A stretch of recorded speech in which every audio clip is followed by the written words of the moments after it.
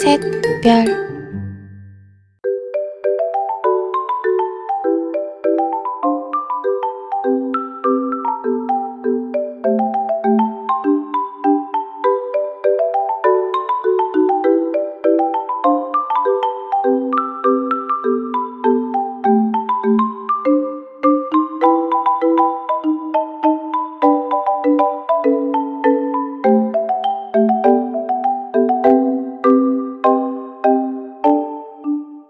Assalamualaikum warahmatullahi wabarakatuh. Halo, perkenalkan nama saya Nila Musida dengan NIM akhir 025. Nah, saya di sini akan menjelaskan tentang pengertian pembelajaran efektif dan media pembelajaran. Nah, sebelum menjelaskan tentang pengertian pembelajaran efektif, kita harus tahu nih, apa sih pembelajaran itu? Pembelajaran adalah suatu kombinasi yang tersusun meliputi unsur manusia, yaitu adanya guru dan adanya siswa.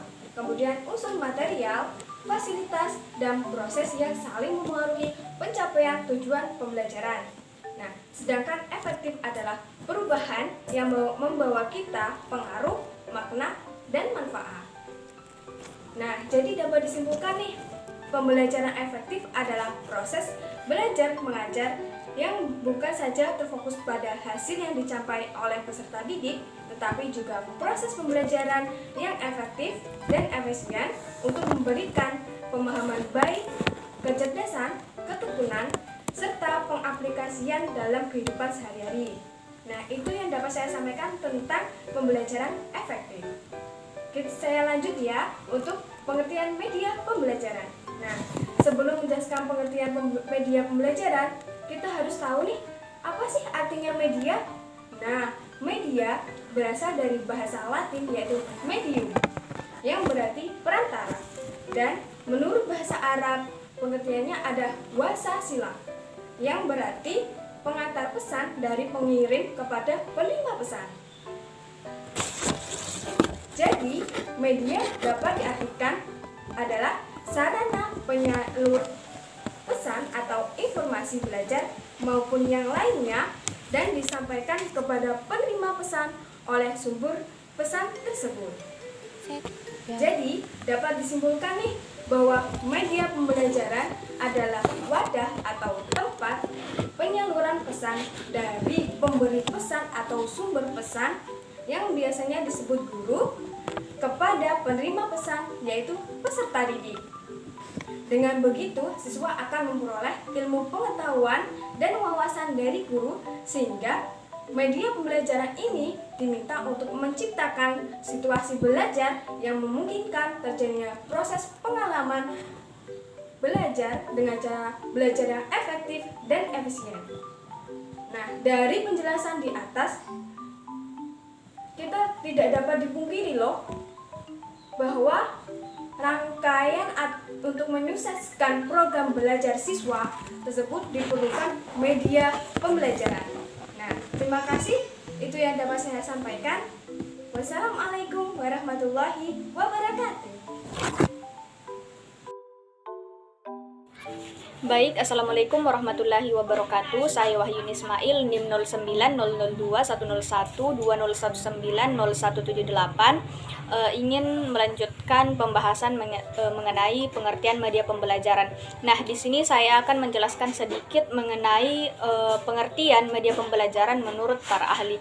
Yang pertama ada Gerlach dan Ely 1971 mengemukakan bahwa media pembelajaran merupakan alat-alat grafis, fotografis, atau elektronis untuk menangkap, memproses, dan menyusun kembali informasi visual atau verbal.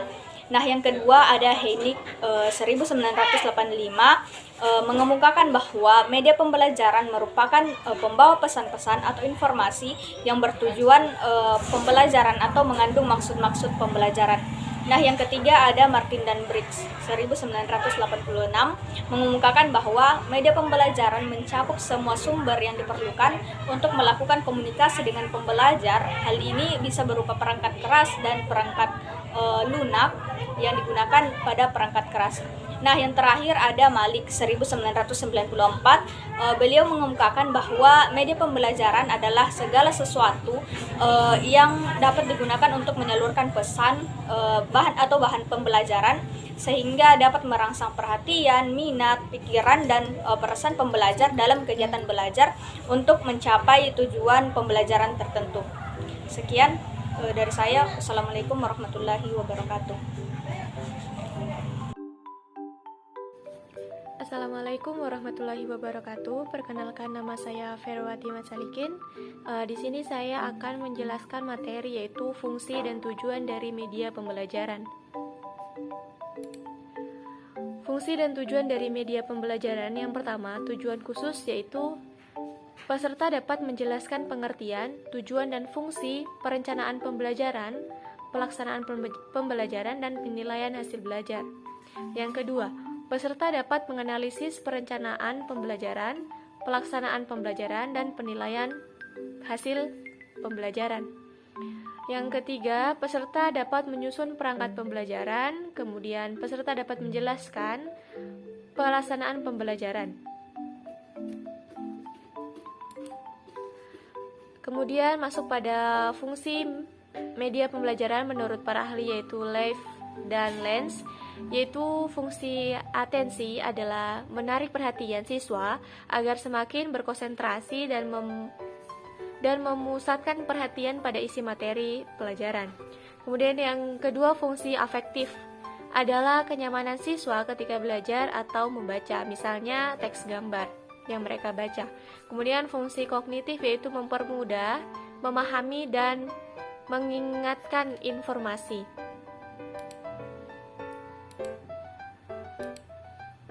Kemudian fungsi kompensatoris yaitu mengakomodasi, membantu siswa yang lemah dan lambat menerima pelajaran yang disajikan oleh guru.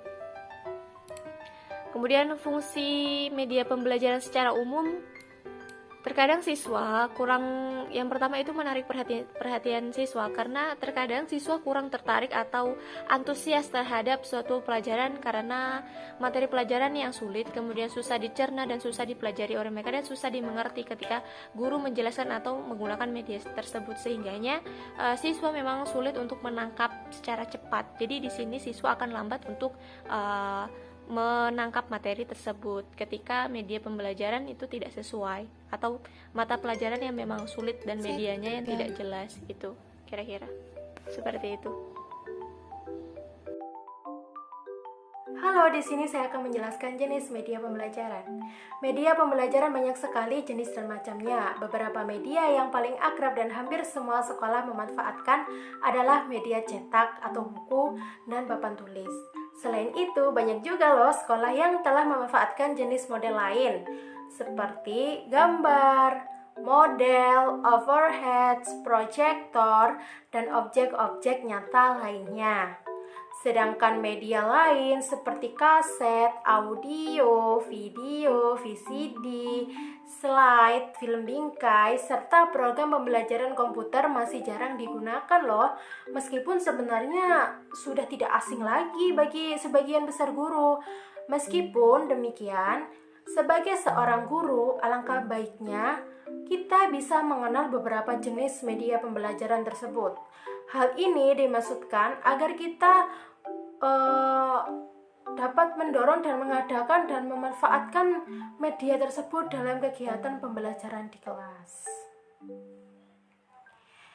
Media pembelajaran dibagi menjadi 3 loh. Apa saja sih? Yang pertama yaitu media visual. Yang kedua yaitu media audio. Yang ketiga yaitu media audio visual. Nah, kita bahas yuk satu persatu. Yang pertama yaitu media visual. Media visual adalah suatu alat atau sumber belajar yang di dalamnya berisikan pesan, informasi, khususnya materi pembelajaran dan disajikan secara menarik, kreatif, dan diterapkan dengan menggunakan indera penglihatan. Nah, Jadi media visual ini tidak dapat digunakan untuk umum. Lebih tepatnya, media ini tidak dapat digunakan oleh para penderita tunanetra. Karena media ini hanya dapat digunakan dengan indera penglihatan saja. Mau tahu nggak macam-macam media visual? Yuk kita bahas. Yang pertama yaitu gambar atau foto. Jadi, fungsi dari media foto ini adalah mempermudah pendidik dan peserta didik dalam proses belajar dan mengajar, dan juga agar tercapainya tujuan belajar. Dengan adanya gambar, dapat mempermudah pendidik dalam menyampaikan pesan atau sebuah informasi bahan pelajaran, dan juga mempermudah peserta didik dalam memahami materi pelajaran yang dipelajari disampaikan oleh pendidik, sehingga dapat tercapainya tujuan belajar. Yang kedua yaitu peta konsep. Peta konsep adalah suatu gambar yang menyajikan atau menyampaikan suatu hubungan yang bermakna antara konsep dari suatu pokok-pokok materi pembelajaran yang dirangkum. Penyajiannya biasanya ini pokok-pokok materinya tersebut dihubungkan dengan suatu kata penghubung sehingga membentuk satu proposisi yang dapat dijabarkan lebih luas mengenai materi tersebut. Peran media visual seperti peta konsep ini adalah dapat mempermudah peserta didik dalam memahami materi yang menarik, minat peserta didik untuk berpikir kritis, aktif dalam belajar dan juga pembelajaran, tidak menjenuhkan. Media seperti ini bisa diterapkan di semua jenjang pendidikan mulai dari SD, SMP, SMA maupun perguruan tinggi juga bisa menggunakan media ini. Materi menyesuaikan dan dapat disajikan dengan peta konsep. Yang ketiga yaitu diagram. Apa sih itu diagram? Diagram adalah suatu media visual yang digunakan untuk memaparkan atau menerangkan suatu data yang disajikan dalam bentuk gambar. Sehingga penyaji materi dalam bentuk diagram dapat mempermudah memahami isi dari materi yang disajikan. Kok bisa? Kenapa? Karena diagram berfungsi untuk menyederhanakan suatu persoalan yang kompleks, menjadikan disederhanakan dan simpel, sehingga dapat memperjelas dalam penyampaian pesan atau materi pelajaran, sehingga pembelajaran tidak menjenuhkan. Karena peserta didik itu tidak perlu membaca teks atau materi pelajaran dengan tulisan yang sangat banyak sehingga melelahkannya. Peserta didik dapat memahami materi hanya dengan mengamati dan memahami isi dari gambar diagram saja. Yang keempat yaitu grafik. Apa sih itu grafik? Grafik adalah media visual yang berupa grafis dan penyajian menggunakan titik-titik atau garis-garis yang menyampaikan informasi statistik yang saling berhubungan. Grafik ini sebagai media belajar berfungsi untuk memperlihatkan perbandingan informasi kualitas maupun kuantitas dan tidak membutuhkan waktu yang lama dalam memahami materi tersebut, dan sederhana sehingga mempermudah peserta didik dalam pemahaman materi. Yang kelima yaitu poster. Pasti tahu ya poster itu kayak apa? Poster ini juga suatu media visual yang berupa gambar yang disertai tulisan. Tulisan tersebut menekankan pada satu atau dua ide pokok sehingga dapat dimengerti oleh pembacanya hanya dengan melihat sepintas saja. Selain itu, dalam menyampaikan pesan melalui poster ini akan lebih mudah dimengerti dan difahami oleh peserta didik. karena poster dapat menarik perhatian dan mampu untuk mempengaruhi dan memotivasi tingkah laku pada peserta didik. Yang keenam adalah peta dan globe. Pasti tahu kan peta dan globe itu apa? Peta dan globe adalah media visual yang berupa suatu gambar atau benda yang berfungsi untuk menyajikan suatu data-data atau lokasi. Fungsi dari peta dan globe ini dalam media pembelajaran adalah mempermudah pendidik dalam menunjukkan suatu letak-letak daerah seperti provinsi, bahkan negara, hanya dengan benda atau gambar tersebut. Nah, kita masuk yuk ke kelebihan dan kekurangan media visual. Kelebihan pada media visual yang pertama yaitu dapat dianalisis lebih mudah. Selain itu, media visual juga dapat mempermudah peserta didik dalam memahami materi dan juga membuat peserta didik untuk berpikir kritis, dan juga materi yang disajikan dengan menggunakan media visual akan lebih mudah diingat oleh peserta didik. Yang kedua yaitu dapat mengatasi keterbatasan. Pengetahuan yang dimiliki oleh peserta didik ini dapat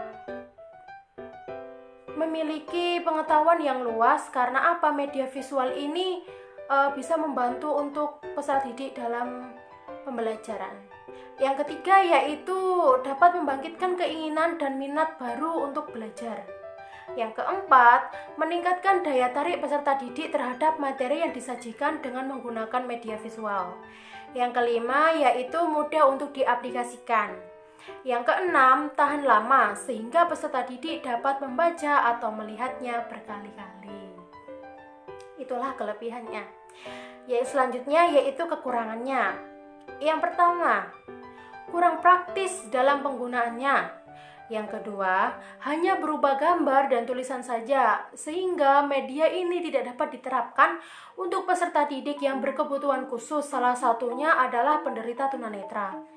Karena media ini tidak dilengkapi dengan suara, jadi kurang menarik saja ya teman-teman.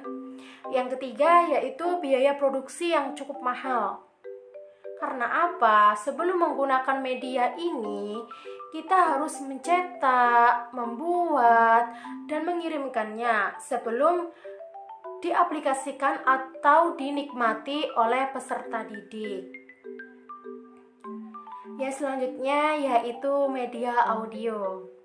Media audio adalah media dengar dengan jenis media pembelajaran atau sumber belajar yang berisikan pesan atau materi pembelajaran yang disajikan secara menarik, kreatif, dan dapat diterapkan dengan menggunakan indera pendengaran saja, karena media ini hanya berupa suara. Baik, terima kasih dari saya. Sampai jumpa. Assalamualaikum warahmatullahi wabarakatuh. Perkenalkan, nama saya Mujatunisa dengan NIM 200611100001. Di sini saya akan melanjutkan materi dari Afif Fadila Zakaria. Saya akan menjelaskan materi tentang macam-macam media audio. Macam-macam media audio yang pertama adalah laboratorium bahasa. Laboratorium bahasa merupakan media audio yang berfungsi untuk menunjang proses belajar mengajar dan penerapannya menggunakan indera penglihatan. Media ini biasanya digunakan untuk menyampaikan materi seperti mendengarkan percakapan bahasa asing, seperti bahasa Indonesia, bahasa Arab, dan juga bahasa Inggris. Dengan adanya alat ini dapat mempermudah pendidik dan peserta didik dalam mencapai tujuan belajar mengajar. Yang kedua adalah radio. Radio adalah media visual yang berupa benda atau alat yang dapat dipergunakan untuk memfasilitasi proses belajar mengajar dan diterapkan dengan menggunakan indera pendengaran. Fungsi radio sebagai media belajar adalah memberikan informasi-informasi yang dimuat di dalamnya. Yang ketiga adalah alat perekam pita magnetik. Alat perekam pita magnetik merupakan media belajar berbasis audio dan diterapkan menggunakan indera pendengaran. Peran atau fungsi alat perekam pita magnetik dalam media belajar adalah dapat dipergunakan untuk merekam suara atau data seperti materi pelajaran. Sehingga dalam penyampaiannya pendidik dapat memutarnya kembali. Tetapi alat ini sudah jarang ditemukan karena sudah tergantikan oleh teknologi-teknologi yang lebih canggih dan baru. Kemudian mengenai kelebihan dan kekurangan media audio. Yang pertama adalah kelebihan. Kelebihan yang pertama, biaya yang harus dikeluarkan hanya sedikit atau harganya lebih murah. Yang kedua, media mudah dibawa dan dipindahkan sehingga mudah dalam penggunaannya. Yang ketiga, materi dapat diputar kembali. Yang keempat, dapat merangsang keaktifan pendengar peserta didik dan juga dapat mengembangkan daya imajinasi seperti menulis, menggambar, dan sebagainya. Kemudian kekurangan. Kekurangan yang pertama, media ini bersifat abstrak karena hanya berupa suara saja sehingga pada hal tertentu juga memerlukan bantuan visual. Yang kedua, karena media audio ini bersifat abstrak, pemahaman pengertiannya hanya bisa dikontrol melalui kata-kata atau bahasa serta susunan kalimat. Yang ketiga, media ini akan berhasil jika diterapkan bagi mereka yang sudah mempunyai kemampuan dalam berpikir. Yang keempat, media ini tidak dapat diterapkan oleh peserta didik yang berkebutuhan khusus, lebih tepatnya bagi mereka yang tidak bisa mendengar atau tunarungu. Kemudian, media audiovisual. Media audiovisual adalah jenis media pembelajaran atau sumber belajar yang berisikan pesan atau materi pelajaran yang dibuat secara menarik dan kreatif dengan menggunakan indera pendengaran dan penglihatan. Media ini berupa suara dan gambar. Macam-macam media audiovisual menurut Jamara, media audiovisual dibagi menjadi dua, yaitu yang pertama audiovisual murni, yaitu baik suara maupun unsur gambar berasal dari satu sumber seperti televisi, video, kaset, dan film bersuara. Yang kedua adalah audio visual tidak murni, yaitu suara dan unsur gambarnya berasal dari sumber yang berbeda, seperti film, bingkai suara. Selanjutnya, contoh media visual murni.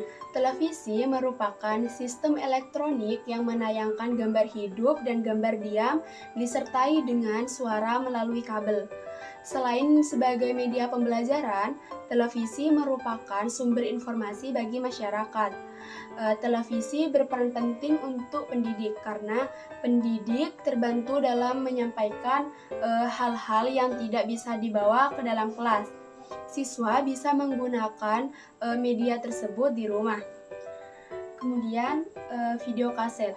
Video kaset merupakan alat yang dapat menampilkan gambar bergerak dan disertai dengan suara. Video kaset ini bersifat informatif dan juga sangat cocok untuk digunakan sebagai media pembelajaran.